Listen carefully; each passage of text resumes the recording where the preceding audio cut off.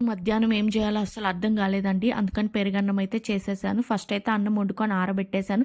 ఆ తర్వాత పెరుగంతా కలిపేసుకున్నాననమాట. చిక్కటి పెరుగు కలిపేసుకున్న తర్వాత మీకు తగినంత ఉప్పు అయితే వేసేసుకోండి. ఆ తర్వాత ప్యాన్ తీసుకొని దాంట్లో కొంచెం ఆవాలు, ఆ తర్వాత ఏరుశనగపప్పు అండ్ మినపప్పు, ఆ తర్వాత పచ్చెనగపప్పు వేసేసుకున్నాను. అండ్ ఎండుమిర్చి అయితే వేసుకున్నాను. నేనైతే ఒకటేసుకున్నా, మీకు కావాలంటే వేసుకోండి. పచ్చిమిర్చి వేసుకున్నాను. ఆ తర్వాత కరివేపాకు కూడా వేసుకొని మంచిగా వేయించుకుంటున్నాను. నేనైతే వేయించిన ఉప్పు మిరపకాయలు అయితే వేసుకున్నాను. టేస్ట్ నెక్స్ట్ లెవెల్ ఉంటుందనమాట.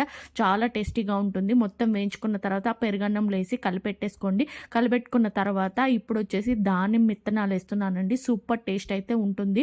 అండ్ ఆ దానిమ్మ విత్తనాలు తగులుతూ తీయగా, ఆ తర్వాత ఉప్పు మిరపకాయ పంట కింద పడుతుంటే తీయగా భలే ఉంటుంది. ఆ ఉప్పు మిరపకాయ నంచుకున్నప్పుడు అబ్బా! సూపర్ సూపర్ ఉంటుందండి. తప్పకుండా మీరు ట్రై చేయండి. వీడియో నచ్చితే లైక్ చేయండి, షేర్ చేయండి, సబ్స్క్రైబ్ చేయండి. అలాగే మన ఇన్‌స్టా ఐడీని కూడా ఫాలో అవ్వండి. Thanks for